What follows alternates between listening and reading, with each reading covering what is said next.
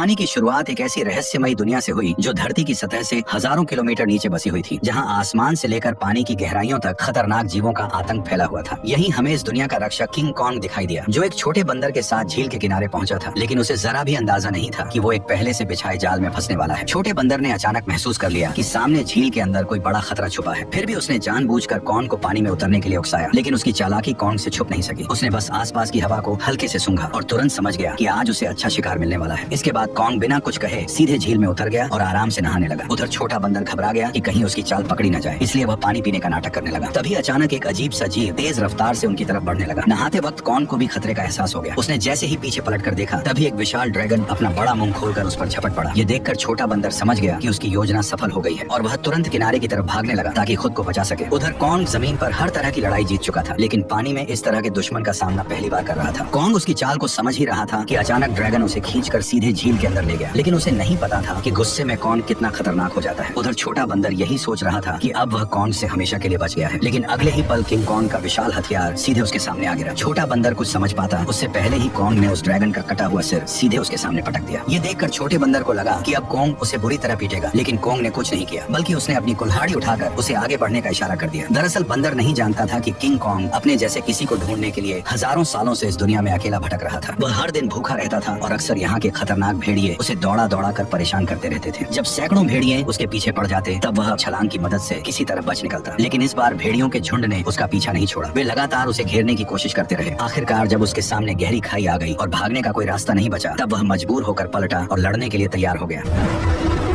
भेड़िए सोच रहे थे कि इस बार शिकार आसान होगा, लेकिन उन्हें अंदाजा नहीं था कि किंग कॉन्ग पहले से ही जाल बिछाकर बैठा था। जैसे ही एक भेड़िए ने छलांग लगाई, तभी अचानक कॉन्ग का जाल एक्टिव हो गया और भेड़िया तुरंत ट्रैप में फंस गया। गड्ढे में गिरते ही लकड़ी के नुकीले भाले भेड़िए के आर पार निकल गए। सही मौका देखते ही कॉन्ग ने तुरंत पेड़ का भारी तना उठाकर गड्ढे में फेंक दिया। जैसे ही जाल एक एक करके एक्टिव हुए, पहाड़ से बड़े बड़े पत्थर लुढ़कते हुए नीचे गिरने लगे और भागने की कोशिश कर रहे भेड़िए वहीं फंस गए। लेकिन धुआं छटते ही कुछ जिंदा बचे भेड़िए फिर भी शिकार छोड़ने को तैयार नहीं थे। गुस्से में किंग कॉन्ग ने एक भेड़िए की लाश पकड़ी और अपनी ताकत दिखाते हुए उसे जोर से फाड़कर दो टुकड़ों में बांट दिया। ये देखकर बाकी बचे भेड़िए डर के मारे पूंछ दबाकर वहाँ से भाग गए। हालांकि शिकार मिलने के बाद भी किंग कॉन्ग के चेहरे पर कोई खुशी नहीं थी, क्योंकि उसके मुंह के सड़े हुए दांत ने उसे बहुत परेशान कर रखा था। इसी बीच छुपकर बैठी एक छिपकली मौका देखकर मांस का टुकड़ा उठाकर भागने लगी। किंग कॉन्ग तुरंत उसे रोकने के लिए झपट पड़ा, लेकिन तभी उसका ध्यान दूर से आई आवाज पर चला गया। घाटी से आती उस दहाड़ को सुनकर उसे लगा कि शायद उसका कोई अपना उसे बुला रहा है, इसलिए वह तुरंत उस दिशा में दौड़ पड़ा। लेकिन वहाँ पहुंचकर उसे सिर्फ एक अजीब सा मेंढक मिला जो उसी के जैसी आवाज निकाल रहा था। सालों तक भटकने के बाद भी वह अकेला था और यही खालीपन उसे भीतर से तोड़ रहा था। आखिरकार दांत की तकलीफ ने उसे इंसानों से मदद मांगने पर मजबूर कर दिया। वह ना चाहते हुए भी इंसानी दुनिया में दाखिल हो गया। वहां पहुंचते ही किंग कॉन्ग पहाड़ी पर गिर पड़ा और मदद का इंतजार करने लगा। तभी किस्मत से वैज्ञानिकों की नजर उस पर पड़ गई, लेकिन घबराहट में इंसानों ने सुरक्षा के लिए उसे भारी मात्रा में एनेस्थीसिया दे दिया, जिससे वह वहीं बेहोश हो गया। इसके बाद उन्होंने शहर के सबसे मशहूर डेंटिस्ट को बुलाया। डेंटिस्ट ने बिना एक पल गवाए उस सड़े हुए दांत को उखाड़ने के लिए मजबूत स्टील के तार को कसकर बांध दिया। इतने में ही कॉन्ग ने मुंह से सड़ी हुई बदबू छोड़ दी। सारी तैयारी पूरी होने के बाद जैसे ही स्पेसक्राफ्ट ने अचानक ऊपर उड़ान भरी, तभी एक झटके के साथ किंग कॉन्ग का विशाल दांत बाहर निकल आया। जब किंग कॉन्ग होश में आया तो उसने देखा कि उसका पुराना दांत अब एक मजबूत टाइटेनियम के दांत में बदल दिया गया है। इस नए दांत के साथ उसके अंदर जबरदस्त ताकत आ गई, जिससे उसे लगा कि अब वह किसी को भी हरा सकता है। लेकिन तभी लैब में अचानक किंग कॉन्ग की दुनिया से एक इमरजेंसी सिग्नल आया, जिसने सबको चौंका दिया। इस सिग्नल की सच्चाई जानने के लिए वैज्ञानिकों ने तुरंत एक रेस्क्यू टीम तैयार की और मिशन शुरू किया। उन्होंने किंग कॉन्ग के साथ उस पोर्टल में छलांग लगा दी जो सीधे कॉन्ग की दुनिया में जाता था। जैसे ही वे आगे बढ़े, उनका स्पेसक्राफ्ट तेज रफ्तार से नीचे की ओर खींचने लगा और कुछ ही पलों में वे उस रहस्यमयी दुनिया में दाखिल हो गए। घर पहुंचते ही कॉन्ग ने देखा कि उसका खाना चोरी हो चुका है। उसने तुरंत अपनी कुल्हाड़ी उठाई और सीधे चट्टान के ऊपर पहुंच गया। वहां उसने देखा कि गहरी दरार के अंदर से हल्की नीली रोशनी निकल रही थी, जिसने उसका ध्यान खींच लिया। सच जानने के लिए उसने बिना सोचे सीधे उस गहराई में छलांग लगा दी। घुप अंधेरे में पहुंचते ही उसकी कुल्हाड़ी अपने आप चमकने लगी। रोशनी पड़ते ही उसे देखा कि चारों तरफ अजीब चमकदार पत्थर फैले हुए हैं जो इस रोशनी पर रिएक्ट कर रहे थे। तभी अचानक दूर से भयानक दहाड़ की आवाज गूंज उठी। वह उस आवाज का पीछा करते हुए झरने के पार पहुंचा, जहां उसे एक नई छिपी हुई दुनिया दिखाई दी। धीरे धीरे आगे बढ़ते हुए उसे अजीब सी बदबू महसूस हुई जो उसे अपनी ओर खींच रही थी। अचानक उसके सामने एक बेहद खतरनाक और विशाल साया उभर आया, जिसे देखते ही किंग कॉन्ग ने तुरंत अपनी कुल्हाड़ी उठाकर मुकाबले के लिए खुद को तैयार कर लिया। जैसे जैसे दोनों के बीच दूरी कम होती गई, वह विशाल साया धीरे धीरे छोटा होता गया और जब सामने आया तो सच्चाई कुछ और ही निकली। असल में वह कोई राक्षस नहीं बल्कि एक छोटा सा मासूम पीले बालों वाला बंदर था, जिसे देखकर वह खुद भी चौंक गया। हजारों सालों में पहली बार अपने जैसे किसी को देखकर किंग कॉन्ग तुरंत झुक गया और अपना हथियार नीचे रख दिया। इसके बाद उसने बंदर से दोस्ती करने के लिए अपना हाथ आगे बढ़ाया। उसे लगा था कि छोटा बंदर भी उसी की तरह अपने जैसे किसी को देखकर खुश होगा, लेकिन अचानक उसने किंग कॉन्ग को जोर से काट लिया।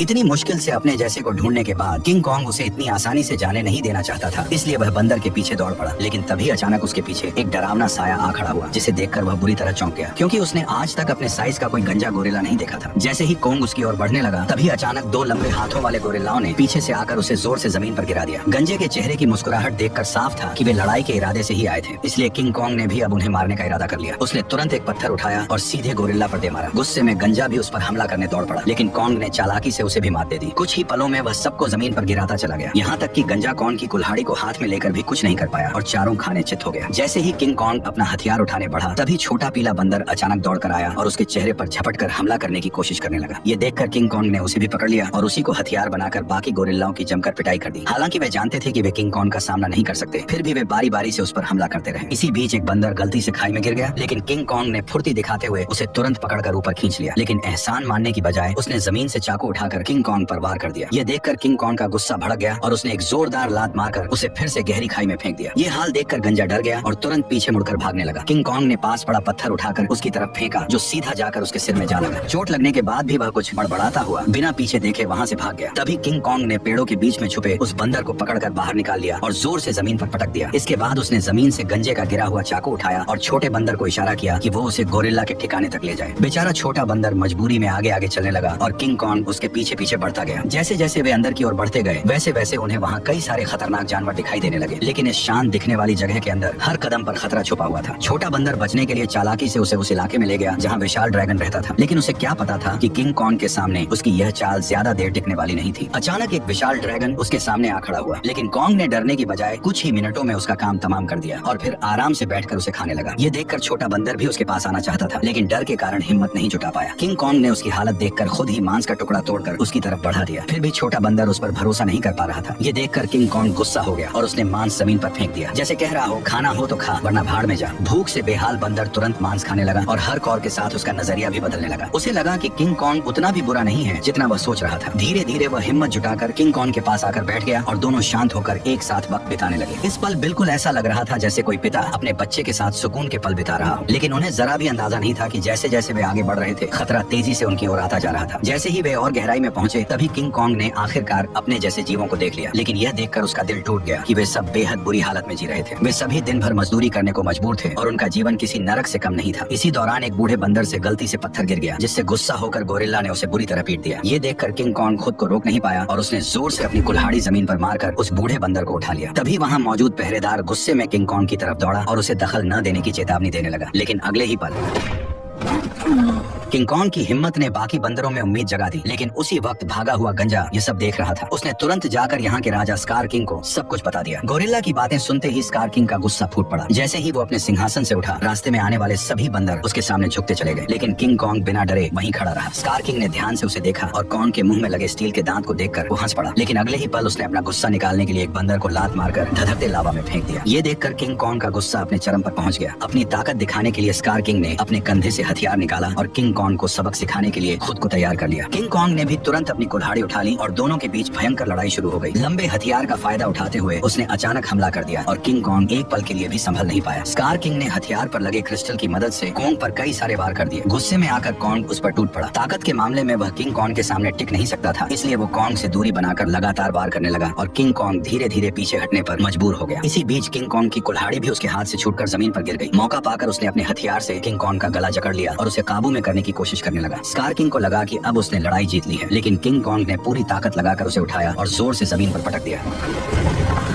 किंग कॉन्ग ने कुछ ही देर में उसे चित कर दिया। तभी स्कार किंग ने तय किया कि वह उसे उसकी असली ताकत दिखाकर ही मानेगा। जैसे ही उसके हथियार में लगा पत्थर चमकने लगा, तभी अचानक गोरिल्लाओं ने पत्थर गिराकर लावा का रास्ता रोक दिया। ठीक उसी पल गुफा में छिपे खौफनाक राक्षस की आंखें दिखाई देने लगी। तपती जमीन अचानक बर्फ बन गई और बाहर निकला वही विशाल जीव टाइटन शीमो, जिसने कभी पूरी दुनिया को बर्फ में जकड़ लिया था। स्कार किंग ने तुरंत उसे कॉन्ग पर हमले का हुक्म दिया, लेकिन शीमो इस हुक्म से खुश नहीं दिख रहा था। जैसे ही उस पर दबाव बढ़ाया गया, वह दर्द से तड़प उठा और मजबूरी में उसने हमला कर दिया। किंग कॉन्ग ने फुर्ती दिखाते हुए तुरंत छलांग लगाई और पहले पहले वार से खुद को बचा लिया। इसके बाद उसने अपनी कुल्हाड़ी सामने रखकर खुद को संभालने की कोशिश की, लेकिन शीमो की ताकत के सामने उसकी सारी कोशिशें कमजोर पड़ने लगी। देखते ही देखते उसका हाथ जमने लगा और बर्फ में बदलता चला गया। इस अचानक हुए हमले से उसका दाहिना हाथ बुरी तरह घायल हो गया और वह कमजोर पड़ने लगा। मौका देखकर स्कार किंग ने तुरंत उसे खत्म करने का आदेश दे दिया। जैसे ही अगला हमला होने वाला था, तभी पीछे से छोटा बंदर सुरंग की ओर इशारा कर उसे तुरंत भागने को कहने लगा। उसी समय शीमो ने मजबूरी में फिर से हमला कर दिया। ये देखकर किंग कॉन्ग तुरंत मुड़ा और तेजी से सुरंग के अंदर घुस गया, लेकिन अभी भी उसके पीछे सैकड़ों खतरनाक बंदर लगे हुए थे। अच्छी बात यह थी कि सालों से यहाँ रहने के कारण कोंग ने जंगल में कई जाल बिछा रखे थे, लेकिन उन बंदरों की गिनती इतनी ज्यादा थी कि घायल कोंग को उन्होंने जल्दी ही एक बंद रास्ते में घेर लिया। अब उसके पास सिर्फ यही आखिरी जाल बचा था जिस पर वह भरोसा कर सकता था। लेकिन जो बंदर रास्ते भर जाल में फंसते आए थे, इस बार अचानक सतर्क हो गए। उन्होंने तुरंत जमीन पर पड़ी उस बेल को देख लिया जो जाल को एक्टिव करने के लिए थी। जब कोंग ने देखा कि उसका प्लान फेल हो चुका है, तब उसे लगा कि अब उसका अंत करीब है। ठीक उसी पल पहाड़ी के ऊपर लगा जाल अचानक एक्टिव हो गया और सैकड़ों टन भारी पत्थर सीधे उन पर गिर पड़े, जिससे वहाँ मौजूद सारे बंदर उन पत्थरों के नीचे दब गए। तभी कोंग ने देखा कि जाल को एक्टिव करने वाला कोई और नहीं बल्कि वही बंदर था।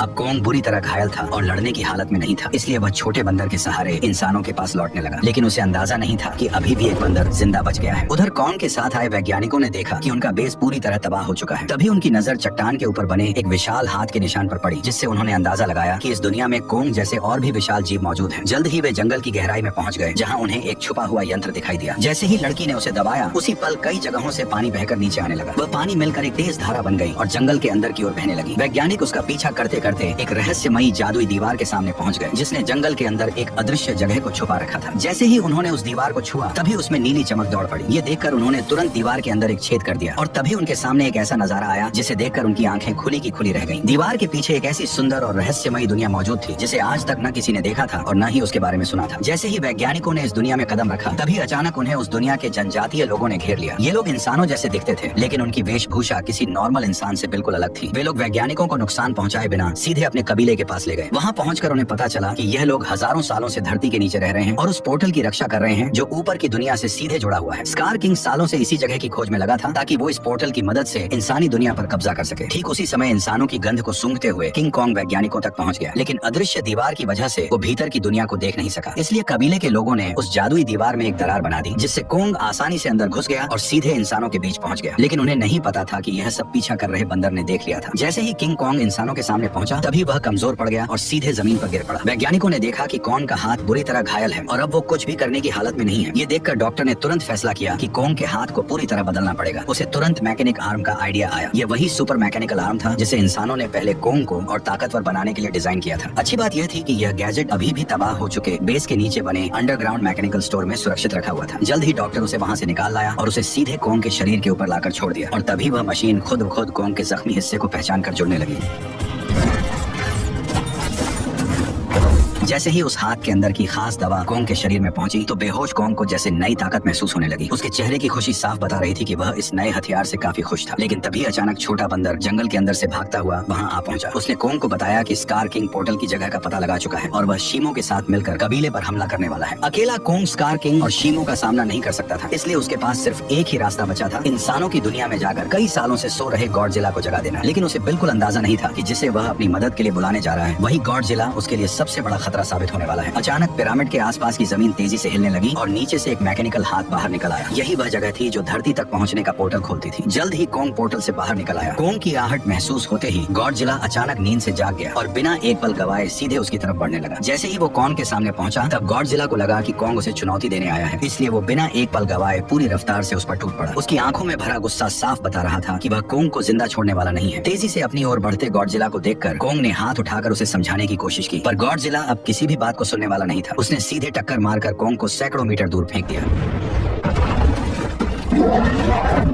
गॉडजिला को रुकता न देखकर कॉन्ग ने पीछे से हमला किया ताकि किसी तरह उसे शांत कर सके, लेकिन रेत आंखों में जाते ही गॉडजिला और भड़क गया। उसने पलटकर कॉन्ग के हाथ को अपने जबड़ों में जकड़ लिया और जोर से उसे जमीन पर पटक दिया, जिससे कॉन्ग पूरी तरह चकरा गया। कॉन्ग संभल भी नहीं पाया था कि गॉडजिला फिर से उस पर टूट पड़ा। जब बातों से कुछ नहीं हुआ तो कॉन्ग ने भी जोरदार पलटवार शुरू कर दिया। हालांकि गॉडजिला अपने सबसे ताकतवर रूप में था, लेकिन मैकेनिकल आर्म की ताकत के साथ अब कॉन्ग भी किसी से कम नहीं था। लेकिन जब कॉन्ग ने देखा कि वह गॉडजिला को हरा नहीं पाएगा, तब उसने बिना एक पल गवाए उसे पकड़कर जबरदस्ती पोर्टल की ओर खींचना शुरू कर दिया। उधर कबीले के लोगों ने स्कार किंग को रोकने के लिए एक खास रेड लिक्विड पानी में मिला दिया। जैसे ही लिक्विड पानी में घुला, एक जादुई बदलाव शुरू हो गया। उससे एक ऐसा सिस्टम एक्टिव हुआ जो दो विशाल पिरामिड को आपस में जोड़ने लगा। और जैसे ही ये पिरामिड जुड़ते, ग्रेविटी कुछ समय के लिए खत्म हो जाती, जिससे सब हवा में उड़ने लगते और स्कार किंग के लिए पोर्टल तक पहुंचना लगभग नामुमकिन हो जाता। लेकिन पिरामिड पूरी तरह जुड़ पाते उससे पहले ही स्कार किंग वहां पहुंच गया। आते ही उसने उस एंटी ग्रेविटी सिस्टम को पहचान लिया। उसने तुरंत शीमो को आदेश दिया कि वह बर्फ से पिरामिड के बीच का रास्ता बंद कर दे। तभी अचानक पोर्टल से एक तेज रोशनी निकली और जमीन पर आ गिरी। अगले ही पल गॉडजिला और कोंग मलबे को चीरते हुए बाहर निकल आए। जैसे ही गॉडजिला की नजर शीमो और स्कार किंग पर पड़ी, तभी उसे सब समझ आ गया कि कोंग उसे यहाँ क्यों लाया है। इसलिए बिना एक सेकंड गवाए वह कोंग के साथ मिलकर उन पर टूट पड़ा। उधर स्कार किंग भी शीमो के साथ उनकी तरफ बढ़ने लगा। दोनों तरफ कोई भी कमजोर नहीं था। जैसे ही चारों भिड़े, उसी पल बर्फ टूट गई और पिरामिड आपस में टकरा गए। उस टक्कर से निकली लहर ने पूरी जगह की ग्रेविटी खत्म कर दी। हर कोई हवा में तैरने लगा। लेकिन इसके बावजूद गॉडजिला बिना ग्रेविटी के भी तेजी से बचते हुए सीधे शीमो की तरफ बढ़ने लगा। वहीं चालाक स्कार किंग ने कोंग की कुल्हाड़ी उठाकर उसी पर हमला कर दिया, पर कोंग ने अपने मैकेनिकल आर्म से हर वार को रोक दिया। कुछ ही पलों में हालात पलट गए और कोंग स्कार किंग पर भारी पड़ने लगा। लेकिन दुश्मन ज्यादा होने की वजह से उस पर पीछे से हमले होने लगे। ये देखकर छोटा बंदर पत्थर उठाकर कोंग की मदद करने लगा। तभी मौका पाकर शीमो ने गॉडजिला पर हमला किया और कुछ ही पलों में उसे पूरी तरह बर्फ में जमा दिया। लेकिन गॉडजिला भी उससे कम नहीं था। उसने एक ही झटके में बर्फ तोड़ दी। उसी समय एंटी ग्रेविटी सिस्टम बंद हो गया और दोबारा ग्रेविटी लौट आई। मौका मिलते ही स्कार किंग कोंग की पकड़ से निकलकर सीधे पोर्टल में कूद पड़ा। उसे रोकने के लिए गॉडजिला और कोंग भी उसके पीछे कूद पड़े। लेकिन इस अफरा तफरी में कोंग की कुल्हाड़ी वहीं छूट गई। दूसरी तरफ इंसानों को अंदाजा भी नहीं था कि कितना बड़ा खतरा आने वाला है। अचानक समुद्र की लहरें जमकर बर्फ के पहाड़ में बदल गईं। अगले ही पल स्कार किंग शीमो के साथ धरती पर पहुंच गया। खुले आसमान की रोशनी पाकर उसने नीचे मौजूद इंसानों को देखकर जोरदार दहाड़ लगा दी। अब उसे लगा कि पूरी दुनिया पर राज करने का समय आ गया है। उसने शीमो को आदेश दिया कि वह आसमान को जमा दे। शीमो ऐसा नहीं करना चाहता था, फिर भी मजबूरी में उसने हर तरफ बर्फ बरसानी शुरू कर दी। देखते ही देखते इमारतें भी इस तबाही में जमकर टूटने लगी। जब स्कार किंग को लगा कि अब उसे कोई नहीं रोक सकता, तभी कोंग ने एक जोरदार मुक्का मारकर उसका 3 टन का दांत जमीन पर गिरा दिया। गुस्से में स्कार किंग ने कोंग पर हमला करने का आदेश दिया, लेकिन उसी समय गॉडजिला वहां पहुंच गया और उसने शीमो को रोक लिया। अब बिना शीमो की मदद के स्कार किंग ज्यादा देर टिक नहीं सकता था, इसलिए उसने एक विशाल इमारत उठाकर कोंग की तरफ फेंक दी। लेकिन उससे कोंग को कोई खास नुकसान नहीं हुआ। तभी अचानक शीमो पीछे से आकर कोंग के मैकेनिकल आर्म पर झपट पड़ा। शीमो ने फिर से कोंग का हाथ जमाना शुरू कर दिया। ये देखकर स्कार किंग को लगा कि अब उसकी जीत पक्की है, लेकिन उसने पीछे खड़े गुस्से से भरे गॉडजिला को नजरअंदाज कर दिया। गॉडजिला ने तुरंत अपनी पूरी ताकत जगाई और उसका शरीर बैंगनी रोशनी से चमक उठा। अगले ही पल उसने सीधे स्कार किंग पर जोरदार हमला कर दिया, लेकिन स्कार किंग घबराकर किसी तरह बच निकला। उसने अपने हथियार से पलटवार करने की कोशिश की, लेकिन गॉडजिला ने उसे पकड़ लिया और एक ही झटके में 2 हिस्सों में तोड़कर अलग कर दिया, जिससे शीमो को कंट्रोल करने वाला क्रिस्टल नीचे गिर पड़ा। स्कार किंग उसे उठाने के लिए झपटा, लेकिन गॉडजिला ने उसे कोई मौका नहीं दिया। अब सब कुछ उस क्रिस्टल पर टिका था। जिसके हाथ में भी क्रिस्टल आता, वही इस लड़ाई को जीत पाता। उसी अहम पल में छोटे बंदर की नजर कोंग की छोड़ी हुई कुल्हाड़ी पर पड़ी। वह तुरंत छलांग लगाकर नीचे उतरा और कुल्हाड़ी उठाकर इंसानों की दुनिया में पहुंच गया। जैसे ही उसकी नजर जमीन पर पड़े उस क्रिस्टल पर पड़ी, तभी उसने बिना देर किए कुल्हाड़ी के एक वार से उसे चकनाचूर कर दिया। क्रिस्टल टूटते ही शीमो पूरी तरह आजाद हो गया। गुस्से में भरा स्कार किंग छोटे बंदर को पकड़कर मारने ही वाला था, लेकिन कोंग बीच में आकर उस पर टूट पड़ा और कुछ ही मुक्कों में स्कार किंग को चित कर दिया। अब बिना उस क्रिस्टल के स्कार किंग कमजोर पड़ चुका था। उधर आजाद हुआ शीमो गॉडजिला की तरफ देखने लगा, मानो किसी इशारे का इंतजार कर रहा हो। और फिर हजारों साल बाद उसने वही किया जो वह हमेशा से करना चाहता था। एक ही पल में उसने स्कार किंग को बर्फ की मूर्ति में बदल दिया। अगले ही पल कोंग ने उसे हवा में उछालकर पूरी ताकत से जमीन पर पटक दिया और उसके शरीर को वही चकनाचूर कर दिया। अब लड़ाई खत्म हो चुकी थी, लेकिन दुनिया को ठीक करना बाकी था। तभी गॉडजिला ने आसमान की ओर देखकर जबरदस्त ऊर्जा छोड़ी, जिससे काले बादल छट गए और सूरज की रोशनी धीरे धीरे धरती पर लौट आई। इसके बाद गॉडजिला अपने इलाके में लौट गया और फिर गहरी नींद में सो गया और कोंग अपने नए साथी के साथ धरती के